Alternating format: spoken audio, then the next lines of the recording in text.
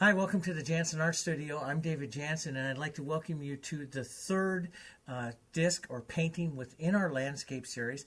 What we're doing at our studio is running an entire landscape series where we're studying some of the artists of the 19th century. This one that we're going to be picking out today is a man named Albert Bierstadt. He was a painter in the Hudson River Valley School in upstate New York. Bierstadt painted in the middle part of the 1800s. He died in 1902. During his career, he had 4 paintings that were what he considered his grand master paintings, and they were of mountains out of the Cascade Range in the Pacific Northwest. This particular painting here is of Mount Rainier. It stands at 14,000 feet, and it's one of the more grand mountains in the Cascade Range in Washington State.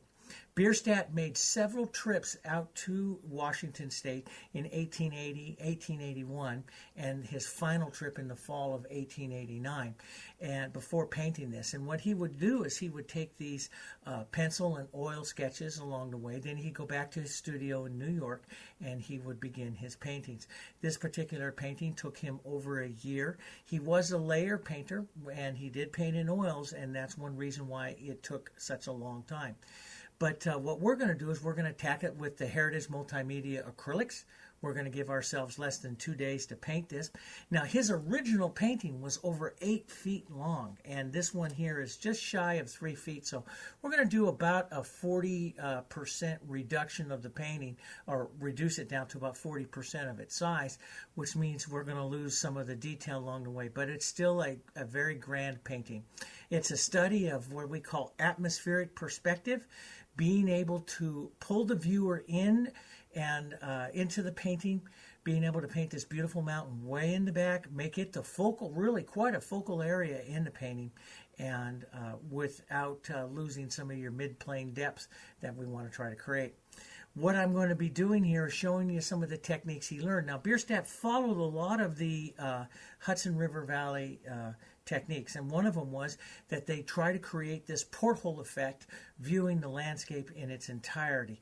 And so it was what they call a framing type of technique, and he did a very nice job here framing this technique, framing the picture with trees on both sides that kind of pull you into it, creating a tunnel down into into Mount Rainier. So it's a beautiful setup. We're sitting on a hill looking southeast in this painting, southeast down along the Puyallup River, the alluvial plain of the Puyallup River, and it is set in the early part of fall. You can see some of the trees are beginning to defoliate, and it's really a lot of fun. What it really means is we've got to set up warm colors, because the sunlight here is coming out of our off of our upper right, and we've got to set up some warm colors into the back of the painting, cooler colors up into the front of the painting. So we are going to create some depth to this painting with, putting cool colors into the front and warm colors into the back, using some of the aerial, or what we call atmospheric perspective, which is so essential to landscape painting to establish this painting. What I'm going to do, how I'm going to approach this, of course this is acrylic, so we'll be able to do this within the 2 days. And what I'm going to do is start out with a canvas. Now, the Hudson River Valley painters would normally paint red canvases if they wanted to do morning and evening sunsets, and then yellow canvases if they were doing a bright lit summer afternoon, kind of what we have here. So I'm going to start out with a yellow oxide base onto this canvas, and then actually paint the sky and the mountain right up on top of that canvas that way. A little bit different than what we have done before in some previous alla prima studies, studying Ashton Knight in our first 2 in the series of the paintings. But after I established the mountain, we then defined the mountain a little bit more, working towards the front. We're going to work back to front on this, coming forward, using some brushes that are going to allow us to keep this lost and found edges. As we're painting down through the alluvial plain, we want to keep these lost edges through the painting.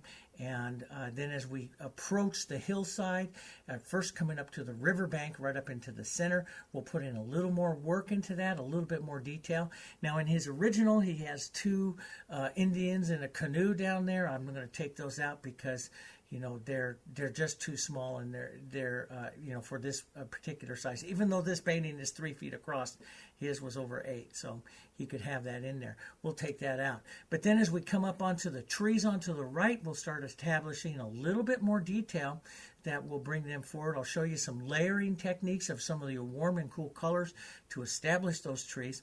And then moving up to the hillside on the left, on the forward left corner of it, where we'll spend a little bit more time painting those majestic noble firs up there onto the left, and then into that cut bank, that beautiful cut bank it does take a lot. I think I spent just as much time painting that cut bank as I did painting Mount Rainier itself, but it is an important part of the painting, grabbing some of that detail and moving it to the front. So, you know, it's a trade-off. We have to do that. So anyway, we'll move that cut bank, and then finally some of the little detail of the little bush and stuff in front.